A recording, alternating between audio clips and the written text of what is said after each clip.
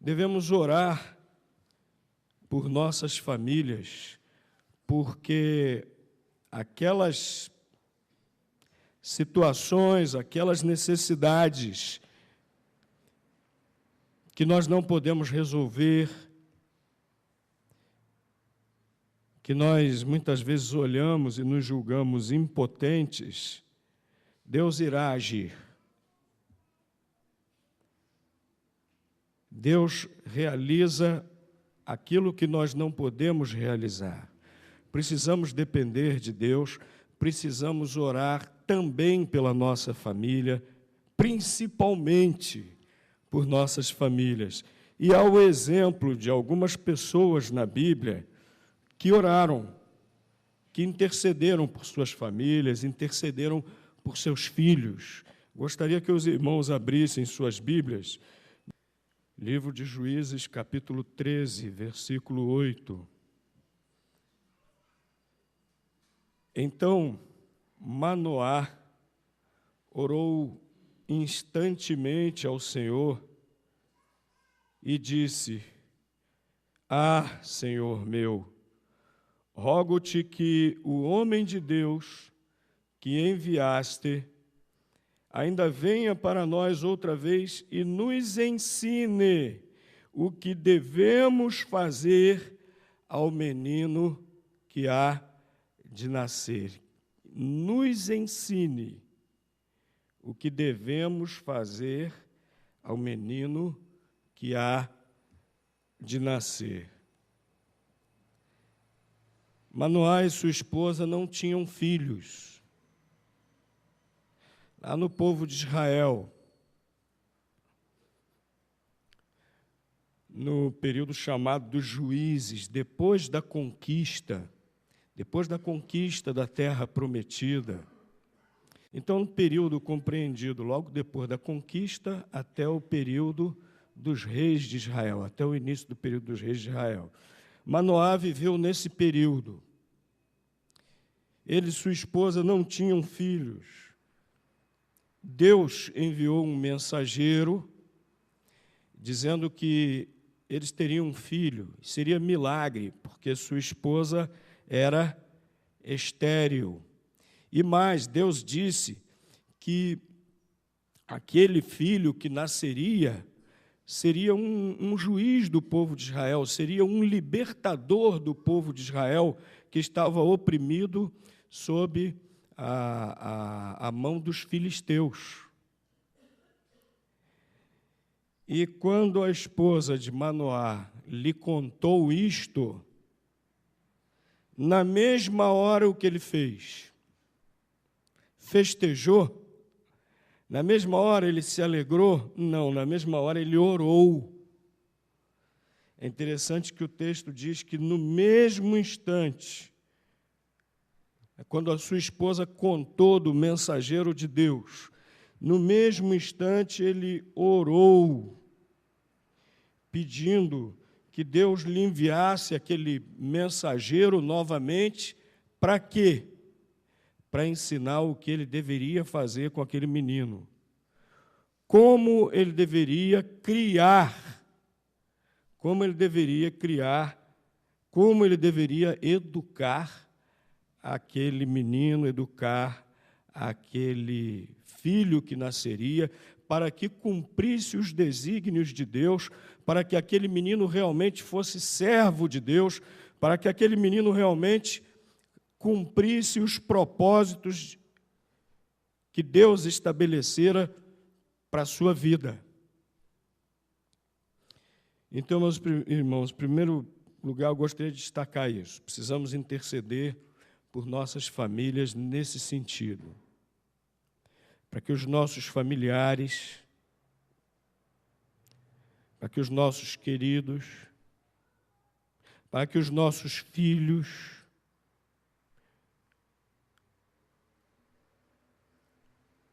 para que nós saibamos orientá-los,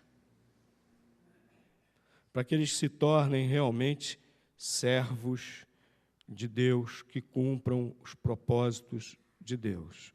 Muitas vezes nós estamos preocupados que nossos filhos tenham saúde Isso é muito importante.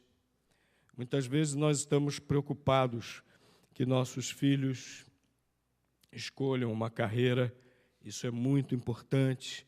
Estamos preocupados que eles tenham êxito em sua carreira, isso é muito importante. Estamos preocupados que eles façam uma boa escolha da moça, do rapaz com quem irão casar, isso é importante, que sejam felizes em seu casamento, isso é importante. Mas a principal preocupação que precisamos ter com nossos filhos é essa, que eles se tornem verdadeiros servos de Deus, que eles cumpram os propósitos que Deus tem para eles, na sua obra, no seu reino. E Manoá orou porque ele queria que Deus lhe ensinasse isso. Às vezes nós nos julgamos muito sabichões, né? Eu sei, eu já sei.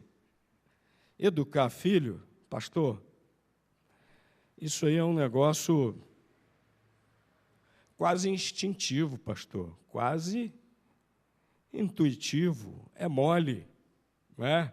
Às vezes nós nos julgamos meio sabichões, mas criar filhos segundo a vontade de Deus, criar filhos de maneira que eles realmente se tornem servos de Deus, educá-los dessa forma, não é fácil, não. E há momentos que nós ficamos sem saber o que fazer. Há momentos até que nós ficamos em dúvida se há algo que possa ser feito. E por isso, meus queridos, é necessário que Deus, de fato, nos oriente como é que nós vamos educar nossos filhos, para que, de fato, eles tornem-se servos de Deus. Era essa a grande preocupação de Manoá, quando soube que seria pai. Imediatamente, então, ele orou a Deus, ele intercedeu a Deus, ele orou pelo seu filho que haveria de nascer, nesse sentido, que Deus novamente lhe enviasse o seu mensageiro, para que o seu mensageiro lhe orientasse como ele deveria criar o seu filho. Então, nós devemos orar, pedir a Deus que nos mostre o que devemos fazer. Que Deus nos mostre como isso deve ser feito, que Deus nos dê sabedoria nesse sentido, para que nós saibamos educar nossos filhos, para que eles se tornem realmente servos úteis, fiéis aos propósitos de Deus. Agora, um outro texto que eu gostaria que os irmãos lessem, outra oração de um pai pelo seu filho. 1 Crônicas, capítulo 29, versículos 18 a 19. Senhor, Deus de nossos pais, Abraão, Isaque e Israel, conserva isto para sempre no intento dos pensamentos do coração de teu povo e encaminha o seu coração para ti. E a Salomão, meu filho, dá um coração perfeito para guardar os seus mandamentos, os teus testemunhos e os teus estatutos, e para fazer tudo, e para edificar este palácio que tenho preparado. Outro pai orando, pedindo a Deus pelo seu filho. Agora quem era? O rei Davi. Interessante, né? Manoá orou pedindo que Deus lhe mostrasse como educar seu filho. Davi já tinha um filho adulto, Davi já havia educado seu filho, E ele sabia que agora seu filho estava por conta de Deus. Então ele orou pedindo que Deus trabalhasse no coração do seu filho. Orou pedindo que Deus desse um coração obediente, fiel ao seu filho. Então, nós precisamos pedir para que Deus atue no coração dos nossos familiares. Que Deus complete nossa atuação. Que Deus faça no coração de nossos familiares, que Deus faça no coração de nossos filhos o que nós não podemos fazer. Muitas vezes nós estamos preocupados com a salvação dos nossos familiares. E nós podemos trabalhar pela salvação dos nossos familiares até um determinado ponto. Nós podemos dar bom testemunho de Cristo diante dos nossos familiares. E isso é essencial para a salvação da nossa família, dos nossos queridos. O nosso bom testemunho diante deles. Nós podemos falar-lhes de Cristo. Nós podemos mostrar-lhes a palavra de Deus. A nossa atuação para aí. Mas Deus prossegue atuando nos corações. Davi sabia que tinha ido até onde podia com Salomão. Davi sabia que daí por diante era com Deus. Por isso ele orou, pedindo que Deus desse a seu filho Salomão um coração obediente, um coração fiel a ele. Meus queridos, nós queremos que nossos familiares tenham corações fiéis a Deus. Nós queremos que nossos familiares, nossos filhos, se convertam ao Senhor Jesus. Nós precisamos orar, nós precisamos interceder por eles, não só apresentarmos bom testemunho de Cristo, mas precisamos também orar, interceder incessantemente pelos nossos familiares. Abram suas Bíblias, 1 Timóteo, capítulo 2, versículo 1, depois o versículo 4. Admoesto-te, pois, antes de tudo, que se façam deprecações, orações, intercessões e ações de graças por todos os homens. Versículo 4. Ora, que quer que todos os homens se salvem e venham ao conhecimento da verdade. Deus está mandando orar por todos os homens. Versículo 2, ele diz que quer que ore, inclusive, pelas autoridades também. Versículo 3, a palavra de Deus diz que isso é bom e agradável diante de Deus. E o versículo 4, que nós lemos, diz que Deus quer que todos os homens pelo conhecimento da verdade. Então, se nós queremos a salvação de todas as pessoas, inclusive de nossos familiares, nós devemos orar. Versículo 4 diz que Deus quer que todos os homens se salvem. Nossa família está incluída aí. Deus quer que todos se salvem. Nossa família está incluída aí.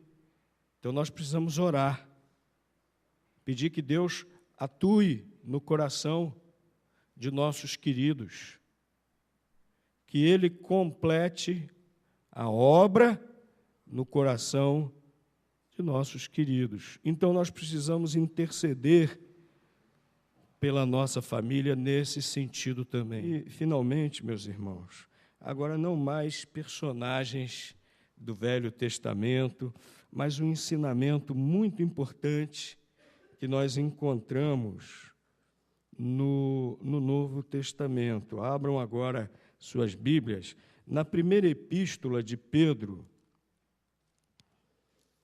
capítulo 3,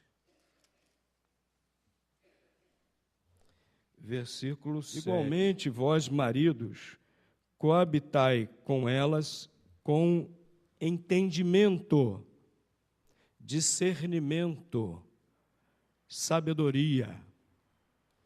Coabitai com elas com entendimento, dando honra à mulher como vaso mais fraco, como sendo vós os seus co-herdeiros da graça da vida, para que não sejam impedidas as vossas orações. Agora, Tiago, capítulo 1, versículo 5. Se algum de vós tem falta de sabedoria, entendimento, discernimento, peça a Deus, que a todos dá liberalmente, e o não lança em rosto, e ser-lhe-á dada. Precisamos interceder pelo nosso lar, também no sentido de interceder por nós mesmos, pedindo que Deus nos dê sabedoria, discernimento para a convivência no lar. É necessário, irmãos, sabedoria, discernimento para convivermos uns com os outros no lar. Cada ser humano é diferente do outro, em todos os sentidos, personalidades completamente diferentes. No lar, nós precisamos de sabedoria para convivermos harmoniosamente uns com os outros. Sabedoria para uma convivência realmente feliz. E lá em Tiago, capítulo 1, versículo 5, diz que se alguém acha que não tem sabedoria, que é só pedir a Deus. Tem uma lenda hindu da criação do homem e da mulher. É uma lenda. Obviamente que ninguém vai pensar que isso é o que a Bíblia diz, porque, obviamente, todos aqui conhecem a narrativa da criação no livro de Gênesis, até estudamos agora, estamos estudando o livro de Gênesis na escola bíblica dominical. Mas tem uma lenda hindu sobre a criação do homem e da mulher. Diz que Deus foi criar o homem, estava entusiasmado, usou tudo o que existia de concreto, de forte, de resistente na natureza para criar o homem. Aí foi criar a mulher e não tinha mais material para criar a mulher. Deus coçou a cabeça e já sei o que vou fazer. Então, criou a mulher com outras coisas, mais sutis, mais etéreas e também mais bonitas. E fez a mulher. Entregou para o homem saiu de mãos dadas com a mulher, feliz da vida. No dia seguinte, lá vem o homem de cara feia, a mulher também, o homem arrastando a mulher sem querer ir. Aí chegou diante de Deus: Senhor, toma de volta a mulher. Aí Deus perguntou: por que, meu filho? É muito difícil entender o que passa na cabeça dela. Como é complicado. Como é difícil. Ah, Senhor, ela não fala o que tem que falar, eu tenho que adivinhar. Tem hora que ela fecha a cara para mim, eu não sei nem porquê, Senhor. Ah, Senhor, é muito complicado. Toma de volta, que não está dando certo, não. E Deus, está bom. Recebeu a mulher de volta e o homem foi embora, suspirando aliviado. Daí, alguns dias, volta o homem todo sem graça. Né? O que foi, meu filho? Senhor, será que o senhor podia dar ela de volta? Ué, mas por quê? Você não disse que era complicado, que era difícil entendê-la, que você estava sendo infeliz? Ah, Senhor, sabe o que é? Eu cheguei à conclusão que eu estou mais infeliz agora. Ah, Senhor, ela me alegra. Ela canta, ela sorri, ela me ajuda e ela me alegra. Meus dias agora estão assim muito solitários. Podia me dar de volta? Ela enfeita a minha vida, ela me alegra. Aí Deus, tá bom. Sendo assim, toma de volta. Aí os dois fizeram as pazes e foram embora sorrindo, alegres. Passaram-se outros dias, a história se repete. Lá vem o homem arrastando a mulher, os dois de cara feia. Aí, antes que um dos dois abrisse a boca, Deus... não. Não. Voltem vocês dois, vão embora vocês dois e aprendam a viverem juntos. Aprendam a viverem juntos. Aprendam a viverem juntos. É uma lenda, mas de grande sabedoria. Homem e mulher, marido e mulher, precisam aprender a viverem juntos.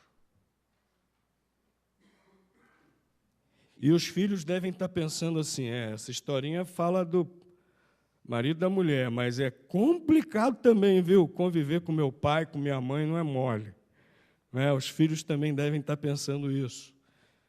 Realmente é necessário sabedoria para uma convivência harmoniosa em todos os relacionamentos familiares. É necessário sabedoria.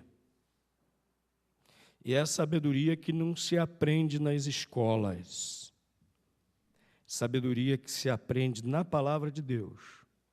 É sabedoria que Deus nos dá também, discernimento que Ele nos dá quando nós oramos, quando nós pedimos a Ele, como diz lá em Tiago, capítulo 1, versículo 5. Não é?